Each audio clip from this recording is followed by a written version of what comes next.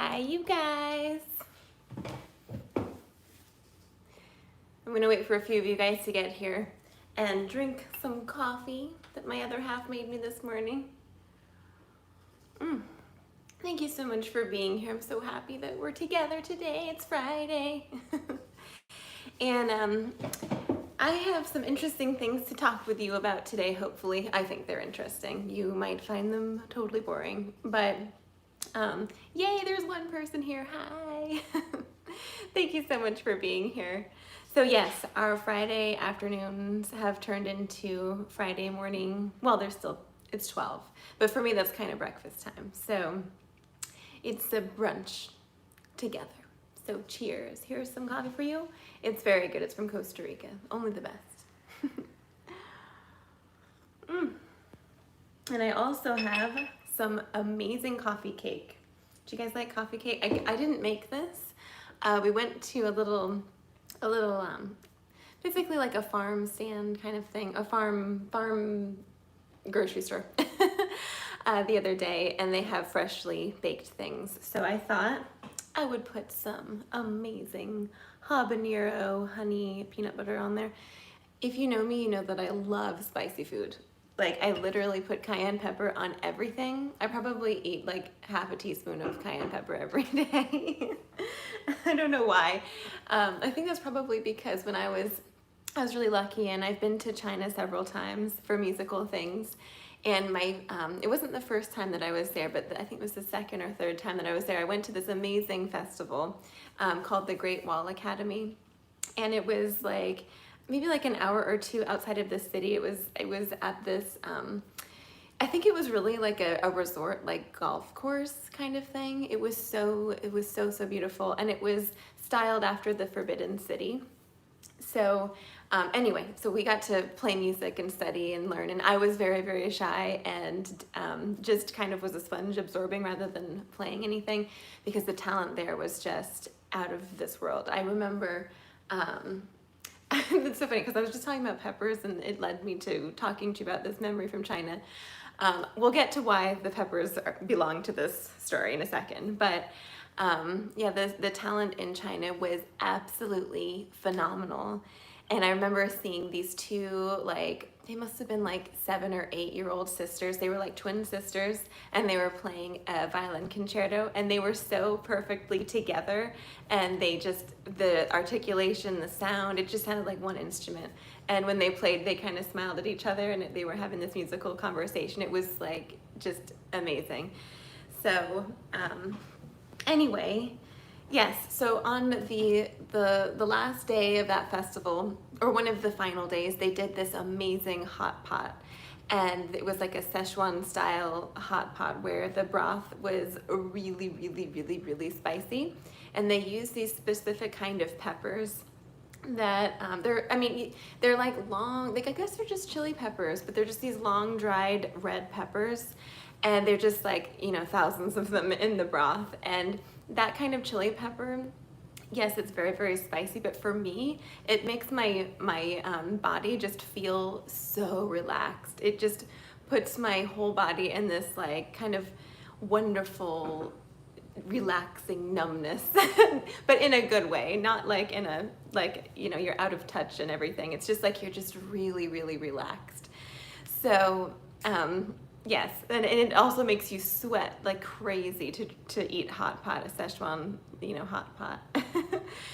But that was one of my, I think that's like where I got addicted to chili peppers, and I was just, you know, oh my goodness, hi, I'm doing well, thank you so much. So this is a harp over here, and I'm gonna play something for you from ancient Greece. It's the oldest song that we have from ancient Greece. It's called the Seikilos Epitaph.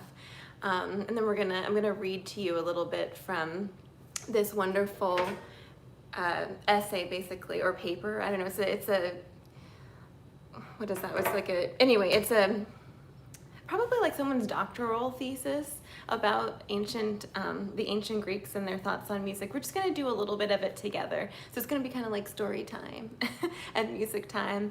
And then I think I might just do a little viola as well to show you some of the things that we're studying with this studio this week. And so it'll be fun. It'll be a fun little time. But, you know, memories and coffee and some coffee cake, and the whole chili pepper thing was sparked by this. I don't know if you've ever tried habanero honey peanut butter before. It's the greatest thing in the world. So it's one of my favorite things. But yes, as far as quarantine goes, I still watch your theory videos, and that harp is really a classic instrument. Yes, it is. Isn't it so? It is so beautiful. I just tuned it. It takes me a while to tune it. But I'm so happy that I have it. Yeah.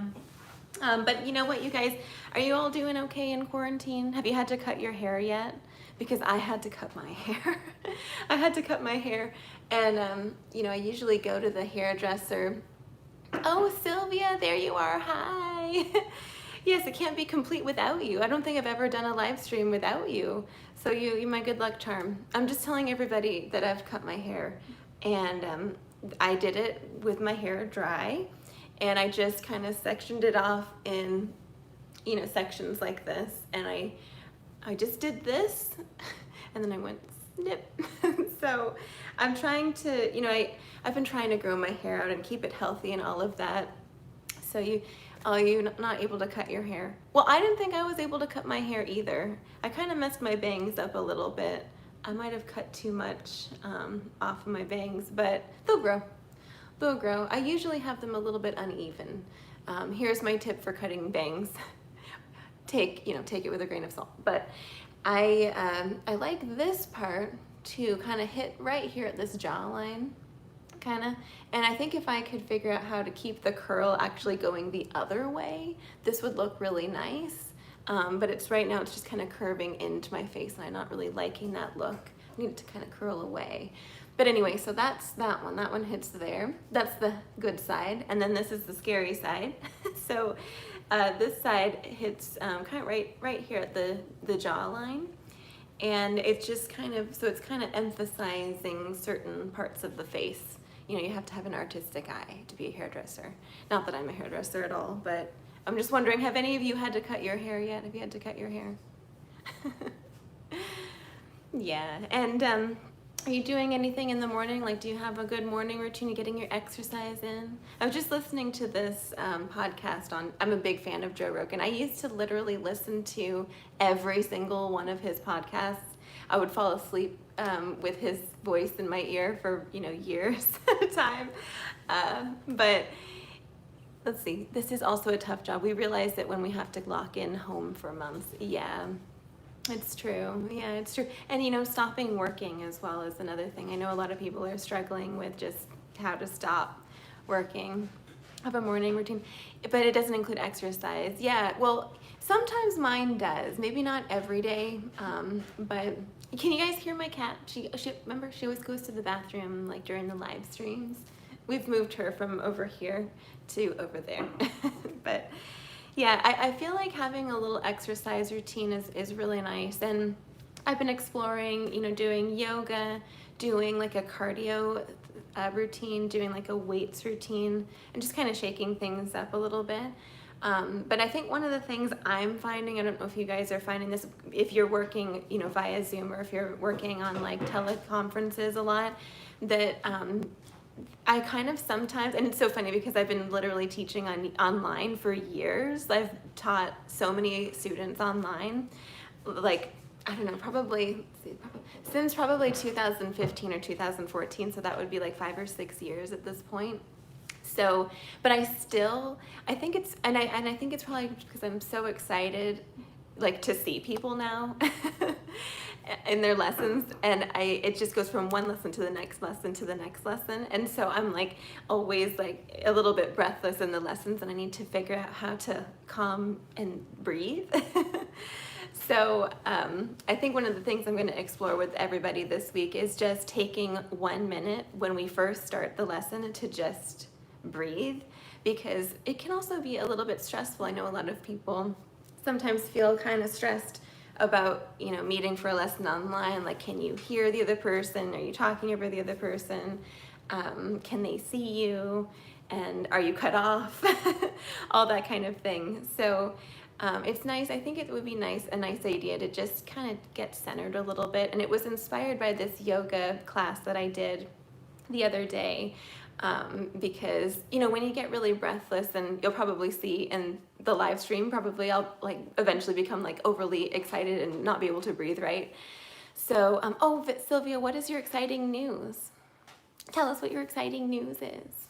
And I'm going to continue on with my story. So yeah, so doing this yoga routine was so helpful. It was there's a yoga studio here in Media.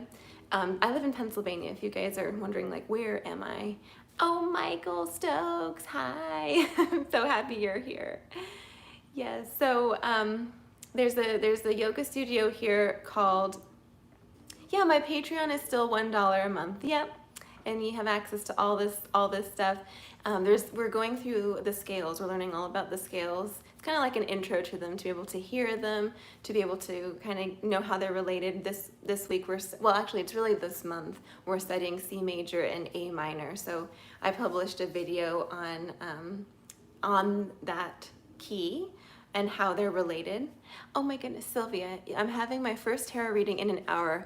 Oh my goodness, who are you gonna go see? Oh my gosh, that's very, very exciting. That is so exciting. Well, I hope it goes well. You know what? Oh my gosh, that reminds me that I have some cards for us to pick for a thought for the day. So we will do that. Sylvia, you're in charge of reminding me after I finish my story. So before we do any music, we have to pull a thought for the day. I still haven't even eaten anything. Let me have some coffee, hold on. I've got like 5 stories going at the same time, so yay, and you're here before app testing, perfect. I don't know how you guys do that. I'm just amazed by anyone who has a job other than music, because it's just amazing. Yes, well, tarot reading is, it's an ancient thing that, has been passed down for, I don't know how many years, but I just like to think of them as a thought for the day. So you can pull them in, I just pull one at a time, but you can also pull them in 3s. And it's kind of the same thing as like if you had a bunch of little things in a hat. At least this is this is one way of thinking of it. If you like put a bunch of words in a hat and then you just pulled them out and those were the thoughts for the day. But tarot is a little bit more in depth, because there's like an archetype associated with each card.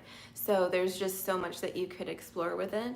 You have like person cards, and then you have like effect cards, like you have there after the elements: water, fire, cups. Let's see. And well, cups isn't an earth element. Anyway, it's interesting. It's over my head, but that's very, very exciting. I'm so excited for you, Sylvia.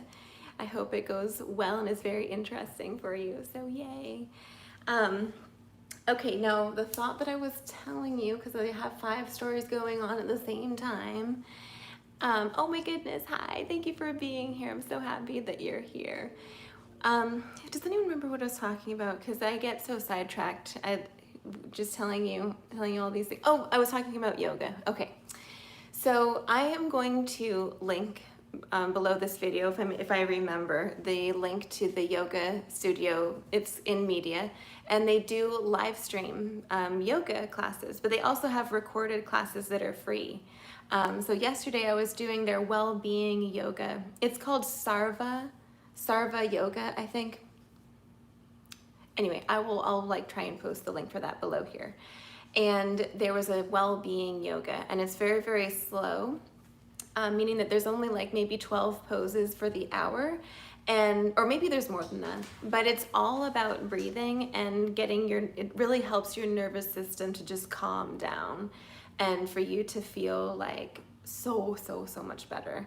So I am gonna try and do that specific routine a few times during the week, especially before my heavy lesson days, just so that I can kind of calm down a little bit, because as I was saying earlier, in my lessons, I'm just always so happy to see everybody and to just see how everybody's doing, and then like hear their progress and like, get everything started and show them all the new things for the week. And that it's just like when that goes on like hour after hour after hour.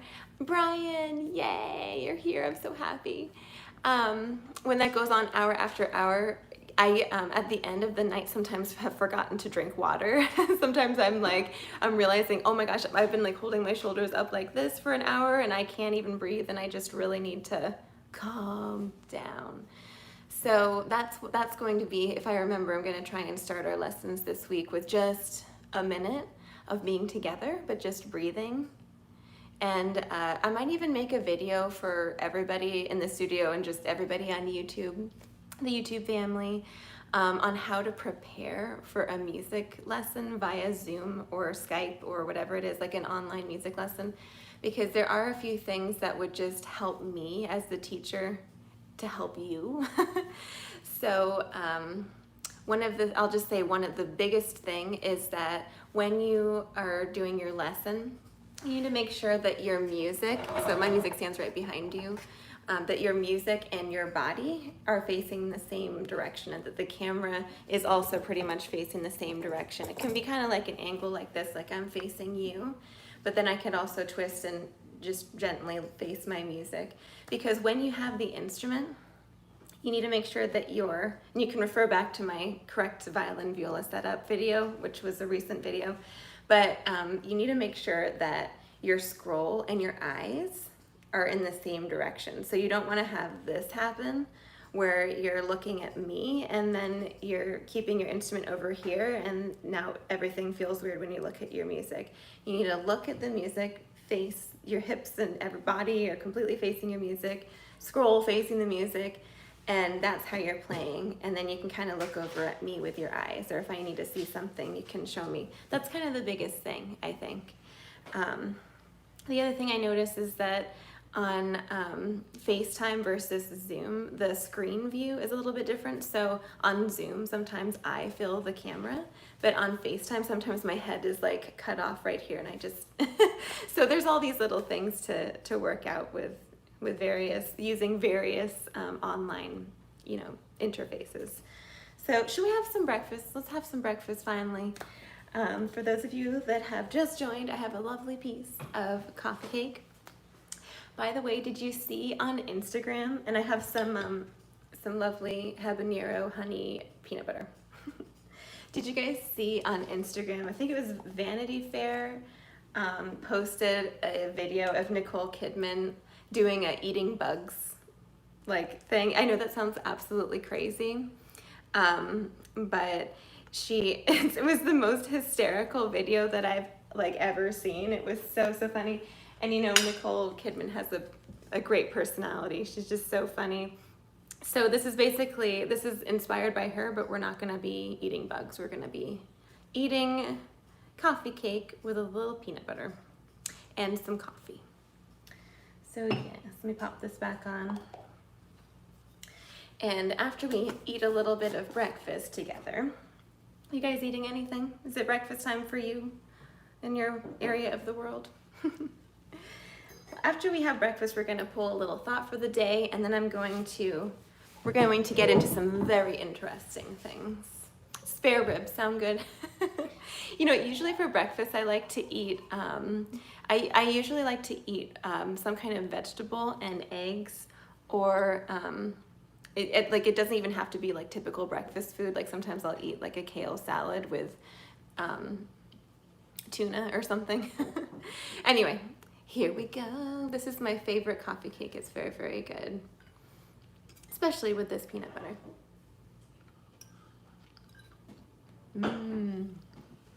Thank you. Bon appetit too, if you're eating something too. It's very, very good.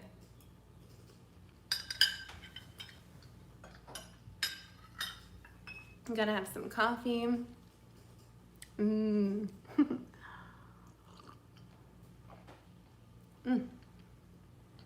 Nothing like coffee in the morning. This is turning into a different kind of video. I know. So you just never know with me, but we are going to we're going to not talk. We're going to discuss, we're going to talk about the ancient Greeks and music. We will. But first, the important things first.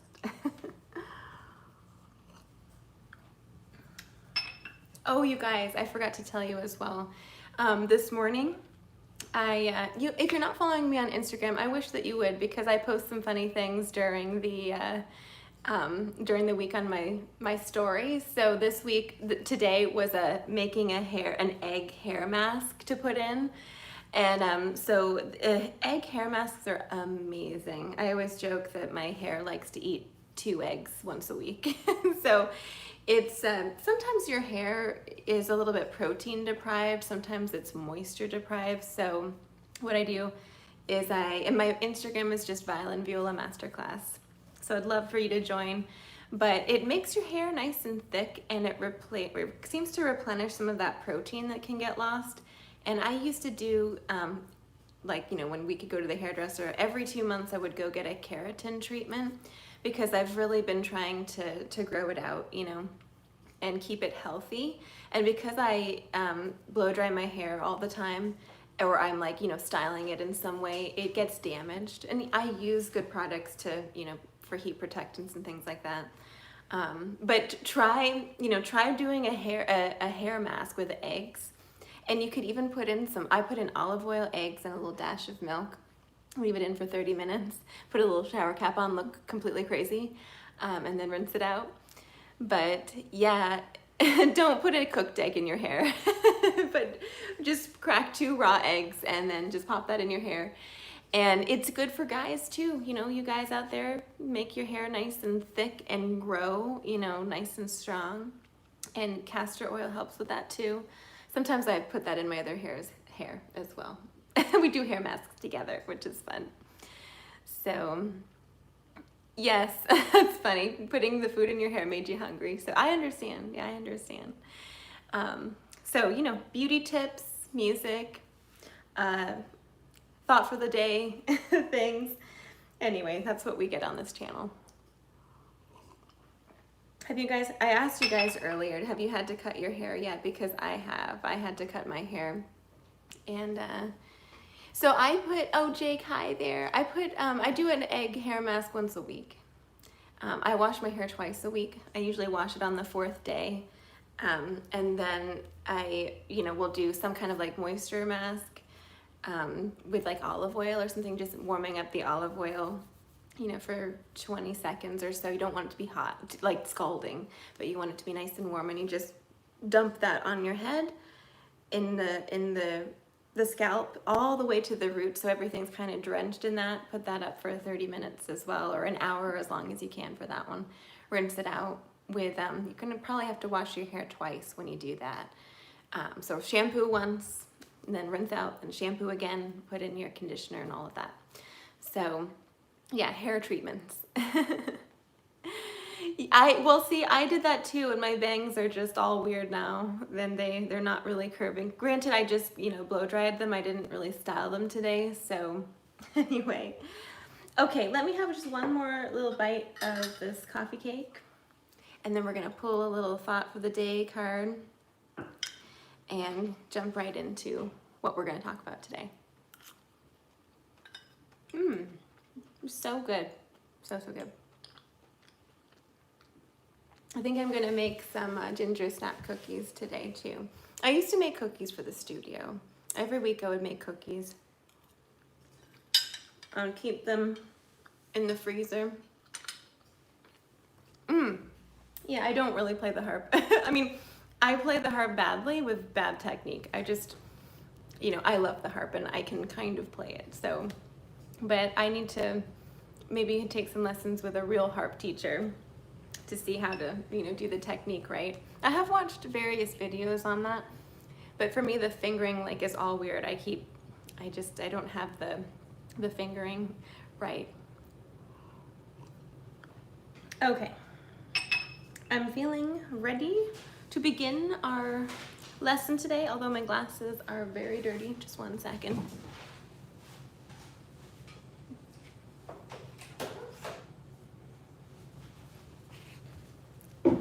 All right, so let me just clean off my glasses. These are from Warby Parker. I love Warby Parker's glasses. I've gotten 2 pairs from them before, and they're really inexpensive, and they're super nice. like they're really, really friendly at Warby Parker, at least the one in Philadelphia, they were super nice. And it's just in and out, just in and out there. They do eye exams as well, I think.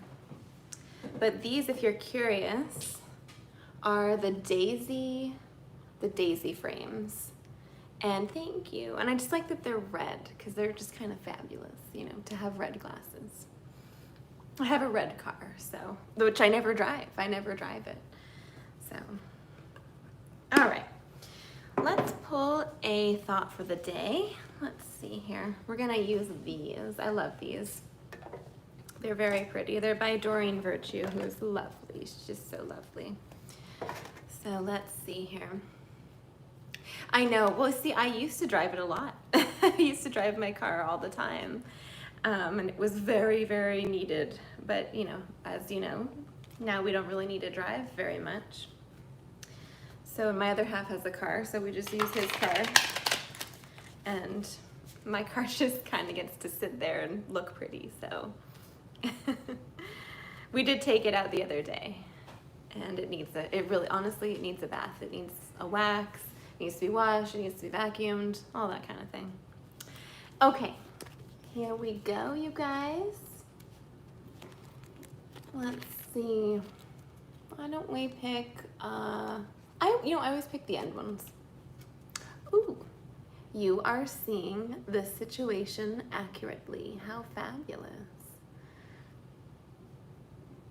So if there's a situation in your life that you have been contemplating, you are seeing it accurately, it says. You might be. So anyway, that is our thought for the day. And let's go ahead and jump into, that's interesting, it was Horus. So that's from, I guess, from ancient Egypt. And the Egyptians also wrote music as well. We have some like little fragments of, Egyptian music from like 2000 something BC, I think, but it's incomplete and it's really, really hard to like make legible and understand. So in ancient Greece, we actually do have some neat, well, we have at least the thing I'm going to play for you today. I'm going to just move this so that I don't, see how I have a little tea tray, isn't that so sweet?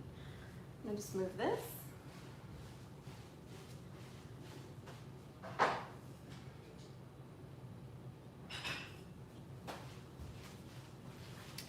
Okay.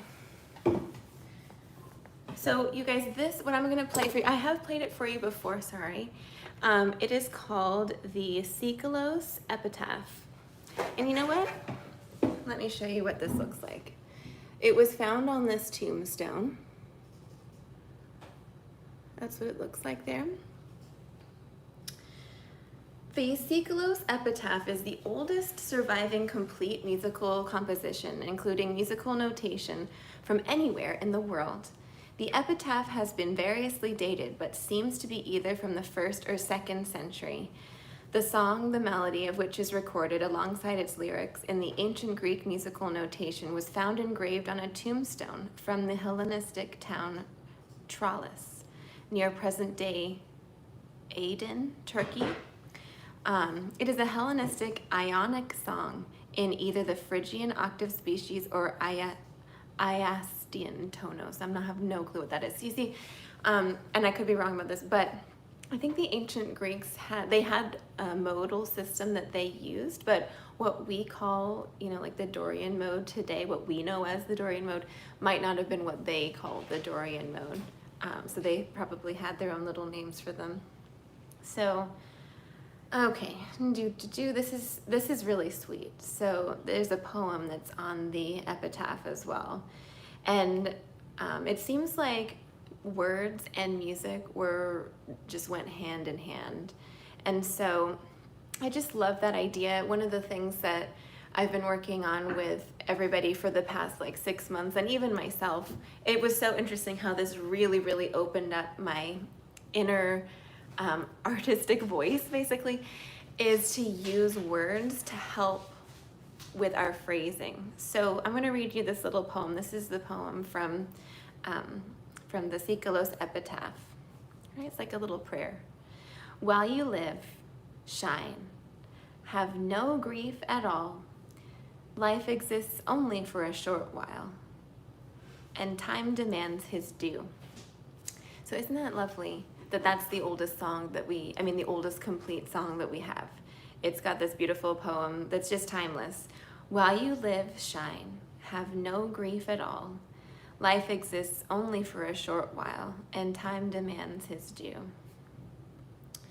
So it's just lovely. It's just lovely. Here is the Greek, notes, notes and words. And here's kind of what we make of it today. Isn't that sweet? So I'm not going to be playing this exact, because my harp is, I'm going to play it for you on the harp.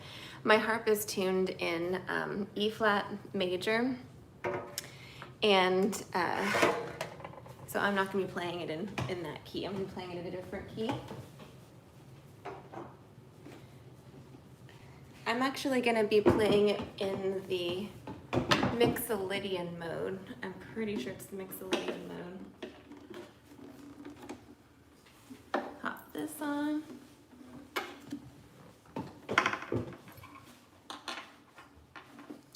Okay, you know what? I might need to take my necklace off. Probably should have, I'll just leave it on. I do need to take off this bracelet though. Mixolydian starts on the 5th note, of any major scale. So what I'm going to do, and I'll explain this to you in a little bit. Let's see, I'm going to move you this way. There we go. All right, so here's E flat right here. So I have to count up 5 notes. 1, 2, 3, 4, 5. So I'm going to be starting on B flat here. And in the ancient Greek musical kind of music theory, everything revolved around a 5th. And today our music is, based off of that kind of concept as well. So anyway, here's our little tune.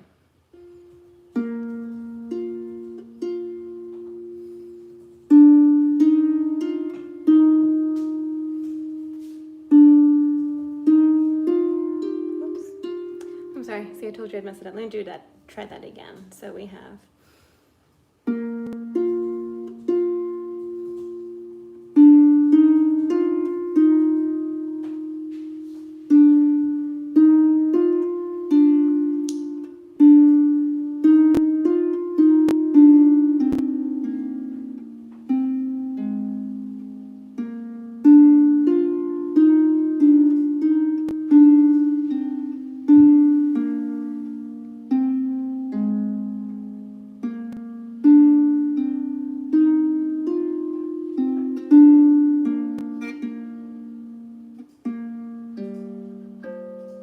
I need to practice it a little bit more.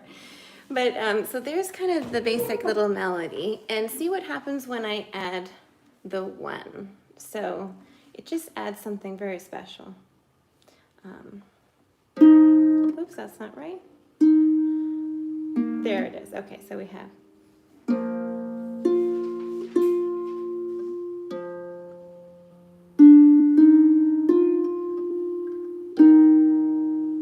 This is the chord right below that. Let me just do that again. So there's 2 chords. I'm using the 1, and then I'm going to be going down 1 little note for that. So there's kind of 2 little chords here.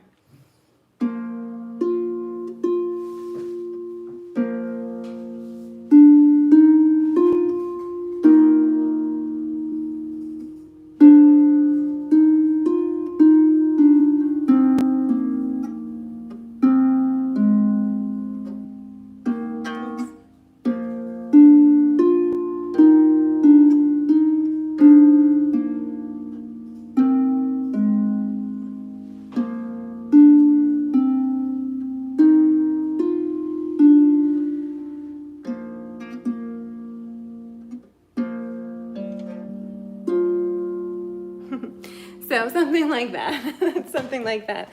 And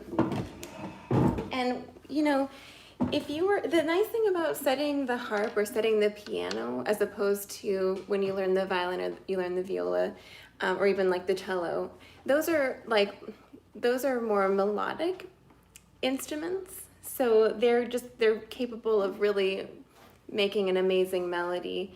But it's hard to kind of see harmony and understand music via the violin or viola, because like you can't play multiple notes easily at the same time, if that makes any sense. I mean, this is so easy. I can just pluck and I have chords and all this kind of harmony.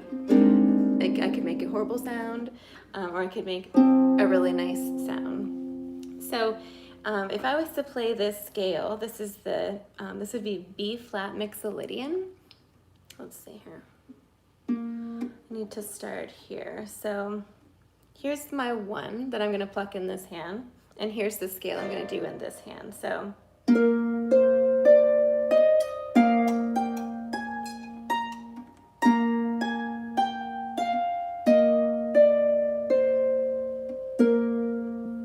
but if I don't have that in the left hand here, if I just have the scale, you can hear it, but it doesn't have the same kind of depth.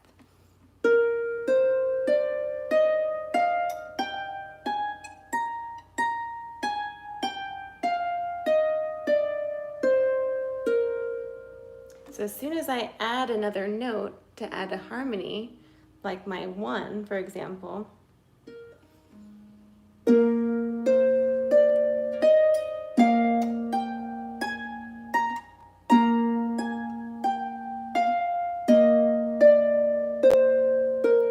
now I've got some kind of concept of harmony. If I add a 1 and the 5 here, now I have even more richness that I can add. So my hair is just looking completely crazy. Sorry. Anyway, all right, so now I'm going to add the 1 and the 5 here. So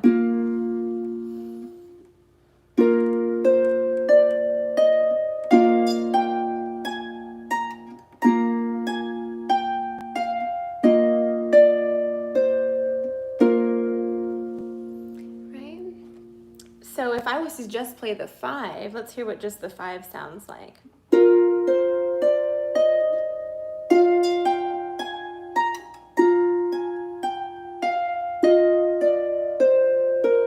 Sounds really nice if I just play the 1.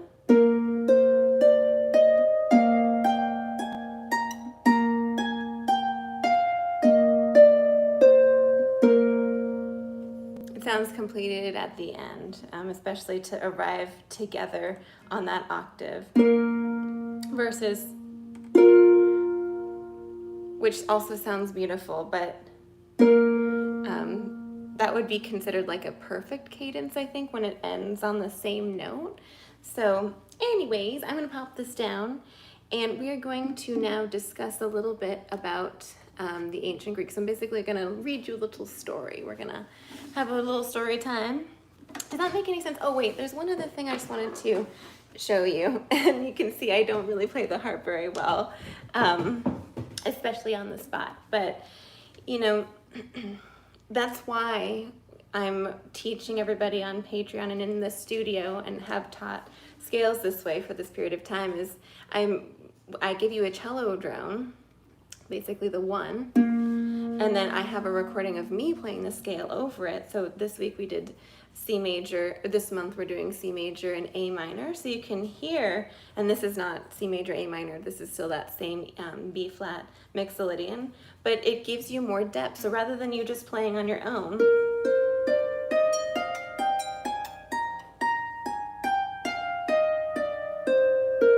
you're gonna have a cello drone in the background, which is basically equivalent to this.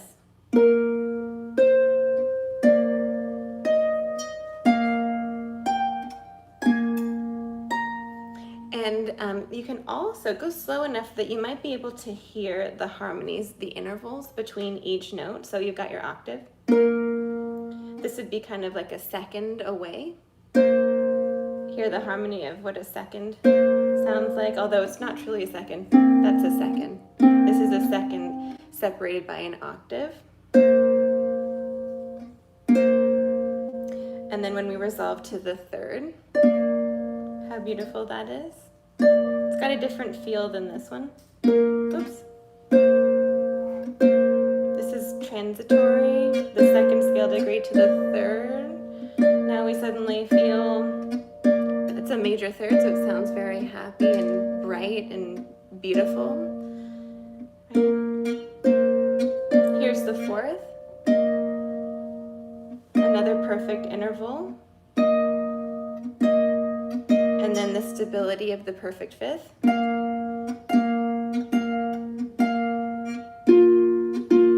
would be if it was in the same octave. This is separated by an octave. The sixth. The seventh. This is the minor seventh in this case. This is if it was in the octave. Oops. What am I doing? Here. The seventh going to the one. So it's nice to have that, have the cello drone there because it's going to help you to hear the harmony. And it also will help your inner ear to hear all those different intervals that are there. And then if we were to play that in thirds, if you were to use that recording to play 3 notes ahead of me, that would potentially sound like something like this. So, and this is how I like to play it in lessons. So,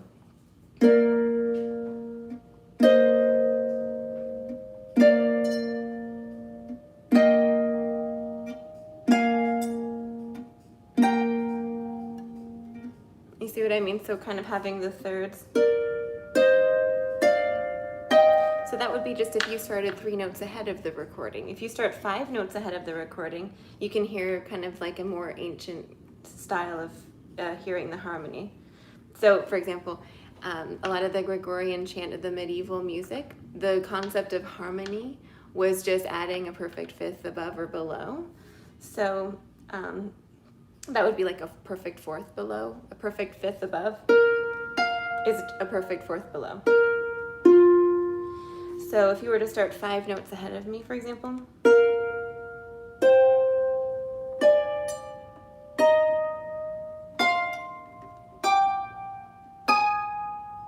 it's a very different sound than the beauty of the thirds, having a fifth.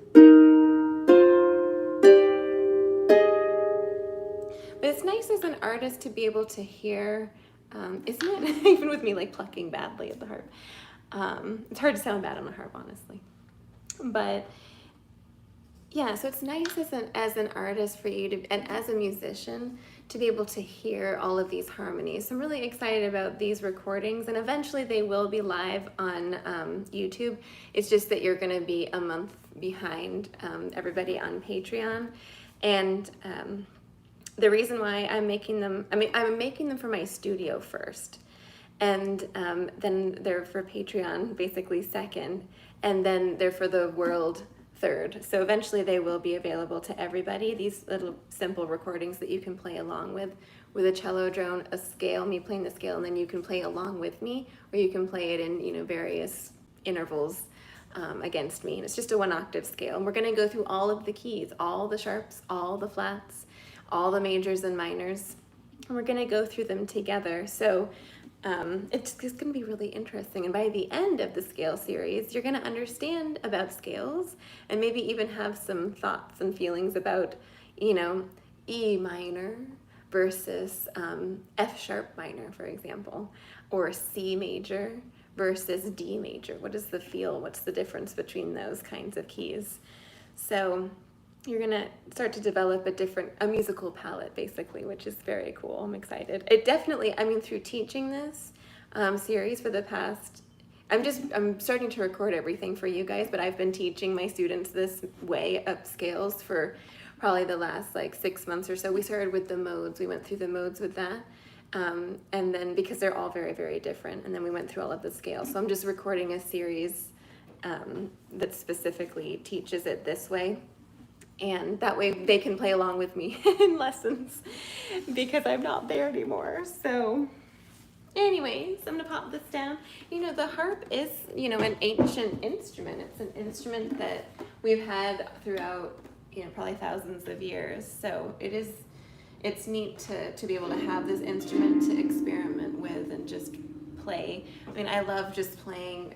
I just love picking this up in the morning and just like playing a morning improvisation, ancient Greek style, or basically medieval style, where I use the 1 and the 5.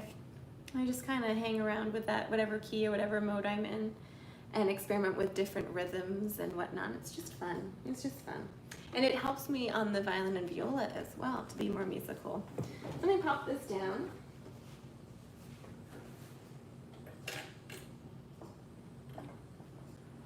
There we go. I want to make sure you can kind of see it. Kinda. There we go. Okay. So now here we're going to read a little bit about the ancient Greeks' thoughts on music. And honestly, I'm just like amazed that my bangs look so bad today. Amazed. Anyway, I was listening to another Joe Rogan podcast. Who was he talking to? I think he was talking to Tom Papa. He's one of his friends.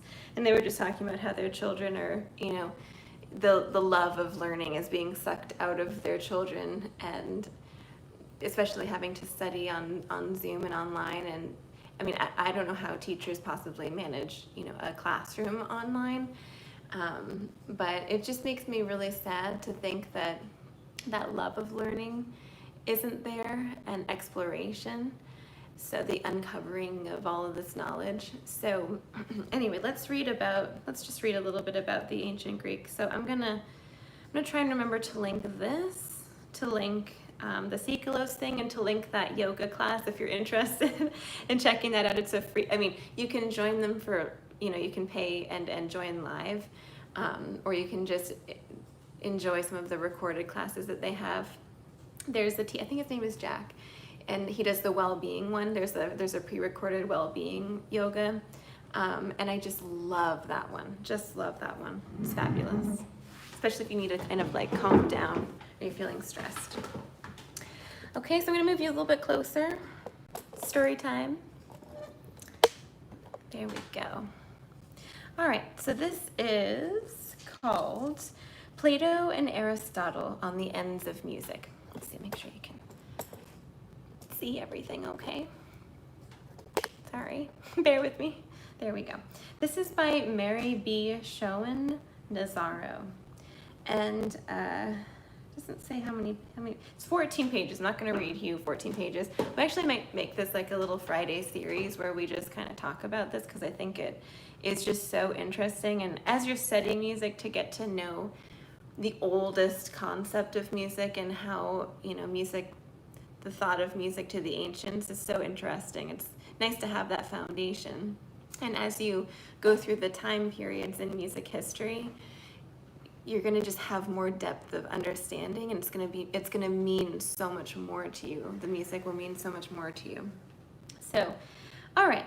Plato and Aristotle on the Ends of Music. I'm going to read you about a page and a half, or maybe 2 pages of this, okay? So get comfortable. Greek myths and legends tell of the wondrous effects of music. Traditionally, in ancient Greece, music was included in education and was part of religious and civic ceremonies. Music was an integral part of men's lives and readily accepted by them. Yet when Greek philosophers attempted to go beyond the levels of myth and custom, they discovered, as Aristotle says, that it is not easy to determine the nature of music or why anyone should have a knowledge of it. Not only is a musical piece intrinsically complex, but when it is seen as related to man and his life, even greater complexities enter into the picture. So when we relate music to a person and their life, it can take on even more meanings. Plato and Aristotle, the first Greek philosophers to examine the ends of music, recognized this and placed most of their discussions of music in their political works. There they examined the relationship which music has to the common good, particularly its place in education. And education is not just in school. Every day we learn stuff. Every day you may not know it, but what did you learn? By the end of the day, you can kind of think, did I learn anything today? Even if it's just like how how to be happier in the world, or, you know, whatever. So let me see here. They saw music as allied to the intricacies of man's nature and the perfection of nature. And then there's this title, it says, The Ends of Music Proposed by Plato. For Plato, man's first education is aimed at forming the whole person. That's really important. How to form a whole person. With gymnastics directed primarily towards a child's body, and music directed principally towards his soul. Working together, they help establish and maintain the proper order of man's nature. Not only does education begin by forming the fundamental parts of man, the body and soul, but it also begins with movements which are natural to man. Plato explicitly indicates this with respect to choric training, which is identical with a child's education through gymnastics and music. Let me just pause there for a second. So I don't know if you've ever noticed, but if any of you have ever started a workout routine or started to go to the gym regularly, that it not only strengthens you physically, but it strengthens you mentally. And it shows you're showing yourself in like a physical way how you can change something. So you're changing your body. You can also apply that same thing to practicing an instrument, and that it just takes, you have to keep doing that. You have to practice it. You have to do the thing, and you have to be diligent with it. So you have to keep doing that. And then with those things, it creates change. So you can even think about that in so many different ways. You can think about that in regards to your body. You could think about what are you practicing mentally, like over and over and over? What are those thoughts that you're just practicing saying to yourself of things you can and can't do, or things about yourself that you believe, or whatever it is? Like, you could think of this in so many different ways. So I just love that they think that the whole person needs to think physically but also spiritually, and I guess they're thinking about music being the spiritual aspect of that, principally towards the soul, they say. So here's a little excerpt from Plato. All young creatures are naturally full of fire and can keep neither their limbs nor their voices quiet. They are perpetually breaking into disorderly cries and jumps, whereas no other animal develops a sense of order of either kind. Mankind forms a solitary exception. Order in movement is called rhythm. Order in articulation, the bending of acute with grave, pitch, and the name for the combination of the two is choric art. So they're talking about how like children are just, have lots of energy sometimes, and you're gonna see, he's gonna describe how it's so interesting eventually that a mother can just pick up their child and just sway back and forth and just kind of come up with a random melody, and it can just put the child right to sleep. So, and music does that for us too. It's so interesting how rhythm really, really affects us, and combined with notes, that's even more potent. So you can combine rhythm and notes that sound happy. You could combine rhythm with notes that sound sad. You could combine rhythm and notes that can, infuriate you and give you the courage to go to war or conquer something that's, making you afraid, or make you go run on a treadmill or something. So it's interesting how those two things, rhythm and harmony, go together. And when we're looking at music, especially when we're looking at Bach, or just any music, if you analyze the rhythm and the harmony, then you can understand, what is the music about? Is it a sad piece? Is it a happy piece? Is it a calm piece? What is the piece? What is it about? Just like in a poem, if I was to read to you that Seikilos Epitaph in this like really weird voice, like be really sad. Let's see, what was the poem about? You see, in poetry we have words, but in music we have rhythm and harmony to help us understand. So let's see, let me just find this poem. While you live, shine, have no grief at all. Life exists only for a short while, and time demands his due. So it's like a really poignant thing. It's telling you to tell you that you shouldn't be sad, that life is short, and that you should really try and enjoy your life. If I was to read that to you in a really sad way, like depressed way, the interpretation of the words is totally not right.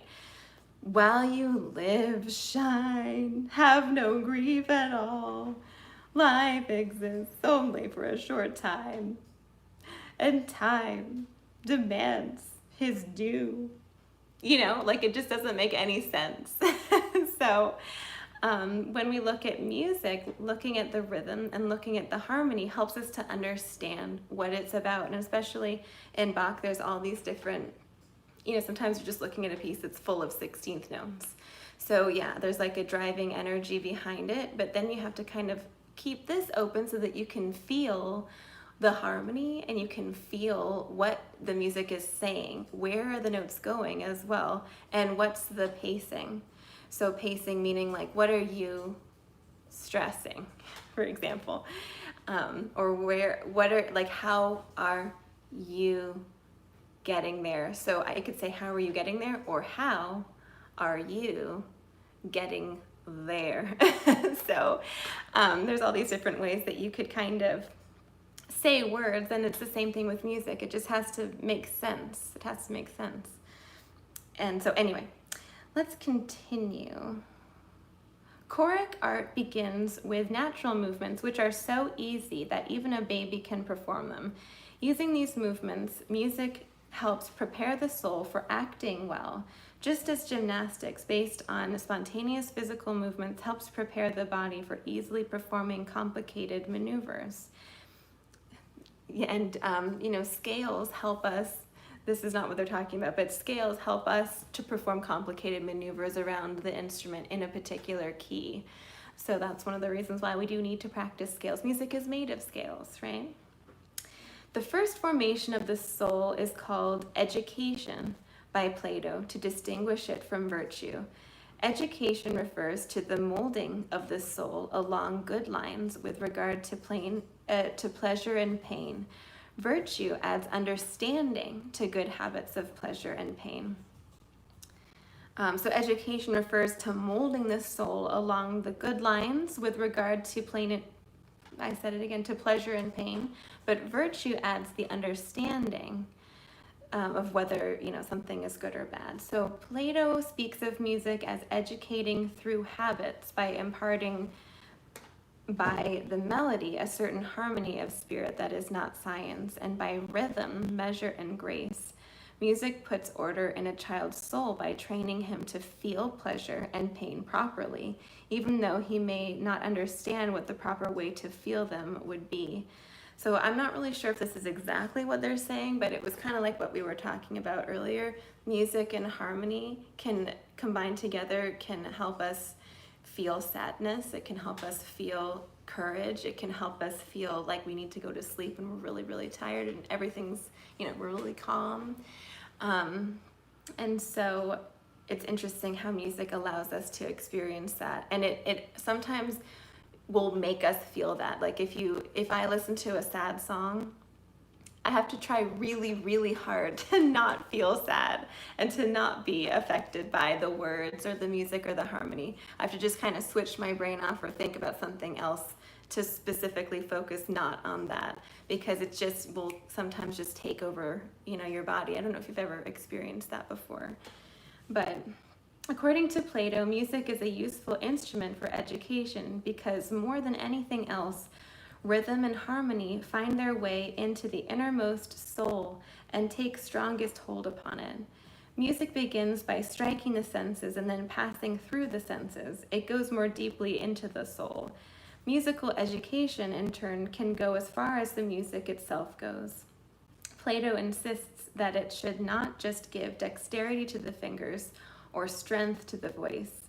Musical education should measure and order the movements of the soul by training the child to feel the pleasure and pain in the right way. So For me, that kind of, I don't know if that's what he's talking about, but sometimes when we study an instrument, we can get so consumed with the technique part of it and making sure that we're doing everything right and turning into a robot that we forget like what it is that we're actually saying. I almost like to think of it again with words. If I was to just focus so much on trying to say the words of this poem, while you live, shine. If I was to just try to say those words very clearly and in a nice voice or something, then I'm forgetting the pacing, the phrasing. While you live, shine. Shine is the word that you want to hear. While you live is this little thought at the beginning. And then shine is what you want them to do. Have no grief at all. Life exists only for a short while, and time demands his due. So there's all these different ways that you can, does it make sense? Like there's all these different ways that you can kind of say things. But if you were to just focus on the saying of the word correctly without the meaning behind the word, then you're losing the point. And sometimes we get consumed with that as musicians too. We just focus so much on the technique that we forget what it is that we're trying to communicate through the music. So touching base with the rhythm and the harmony can really be helpful. Hello, Dion. I'm so happy you're here.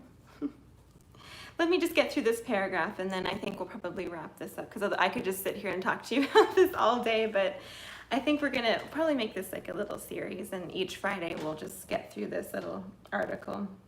So, in reaching out and touching the soul, music should move the soul towards goodness.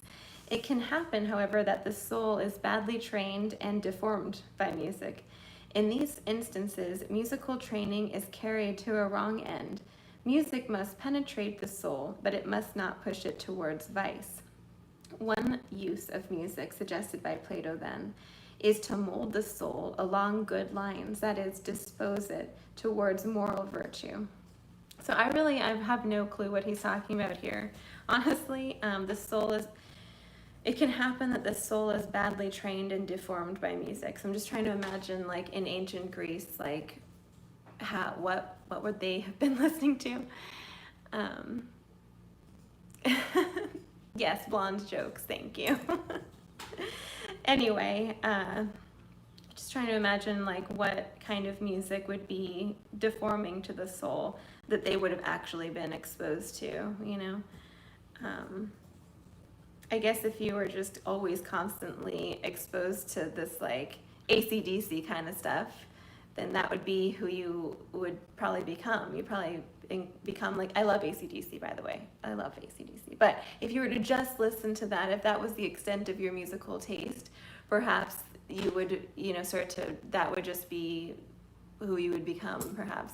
Whereas if you just listen to harp music all day and you're trying to be a warrior, going off to battle and experiencing really horrible, terrible things, listening to harp music is just not going to give you the strength that you need. It actually might make you too soft and too weak, if that makes any sense.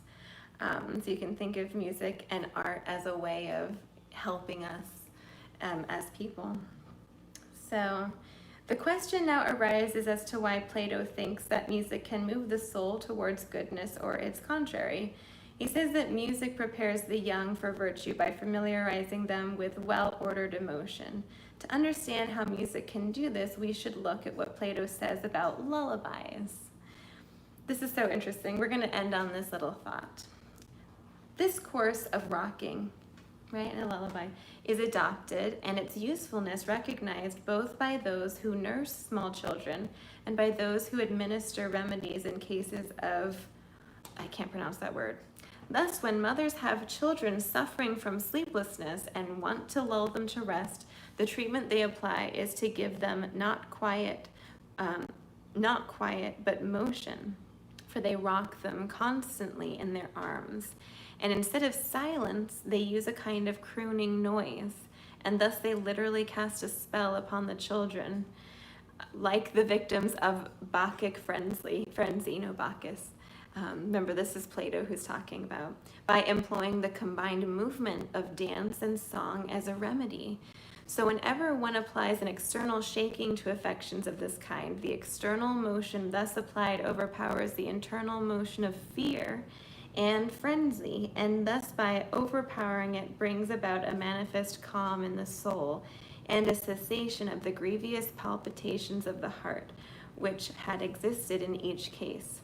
Thus it produces very satisfactory results.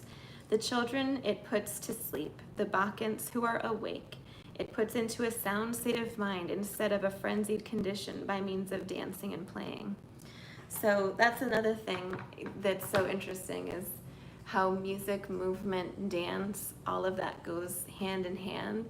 And one of the things I've been working on with everybody, and this was inspired by my student Alex, who I've been teaching online for several years, we've been working on rhythm, and I finally just had him stand up. And we were, because he's a dancer and an athlete as well, and I just had him stand up, and we were just going back and forth trying to feel the time signature. 1, 2, 3, 4, and I just had him feel the beat like that. And then we tried to think of eighth notes, and eighth notes are twice as fast. So on each side, you have to count 1, 2, 1, 2, 1, 2, 1, 2. Thanks, Dion. Yeah, my harp is coming along slowly. But yeah, you see what I mean? So, and when we play music, thinking of the underlying rhythm that's underlying all of those notes, I think is so helpful as well. And I was playing through some Bach earlier this week, and I just noticed that when I feel the beat in some way, it helps to become more musical. So if I'm trying to play like a fast courant or like a jig or something, I can't like stand like this and try to play like this. I actually have to kind of feel the correct pulse of the music when I'm playing it. And I know it's like so obvious, but it's so funny that it's taken me 30 years to figure this out. And it's just like, it's just so, I guess I'm blonde, or it never like hit me in the head as like an epiphany, like, okay, you probably should move when you play just a little bit. You don't have to stand like a statue, and it will help you to feel the music. Now, having said that, you don't need to make like a grotesque like display of movement when you're playing, and I think that can be really, really distracting, as like, to watch a performer like just become crazy on stage. It might help them to feel the music, but for the audience, I think that it can be really distracting in some ways so I usually close my eyes. I usually just close my eyes and feel the music that way, so that I'm experiencing the music and not the person like writhing on stage, if that makes any sense. Not that there's anything wrong with that. But anyways, that's probably why, musicians make a face when they play as well, is because the music is inspiring them to feel a specific way. So anyways, I'm going to love and leave you with all of these ideas. Hopefully I have not bored you to death with this topic. I find this really interesting.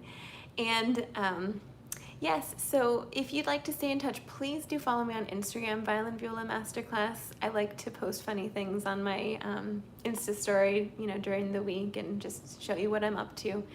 And then I have a Patreon that's just $1 for you to subscribe to.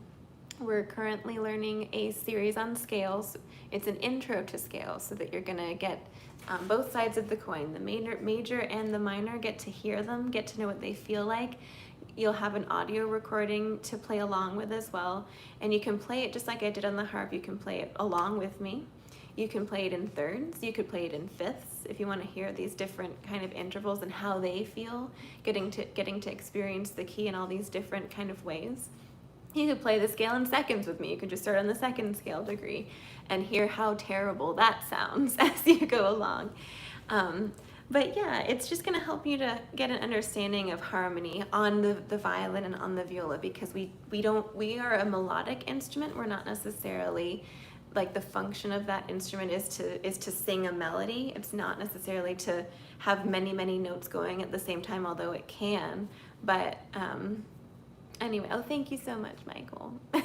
Thank you. I forgot what I was saying. So anyway, so follow me on Patreon, patreon.com/violinviolamasterclass, Instagram violinviolamasterclass. You can connect with me on my website for a lesson if you'd like, violinviolamasterclass.com. And anyone will tell you who has met me online. I'm just like so happy to meet you, and I'm probably more excited to meet you than you are to meet me. And so yes, in lessons this week, to keep me calm and relaxed, I need to practice breathing, and I might start our lessons with taking a few breaths and then kind of beginning things as we usually do. So have a wonderful week, you guys. I will see you very soon. Thank you so much. And Sylvia, have a wonderful reading today. That's just very exciting. And I will see you guys all very soon, all right? I feel like there's something I was going to tell you else, but I just can't remember. I don't really remember. All right. Mwah. See you guys later. Lots of love. Bye. Thanks for being here. Bye-bye.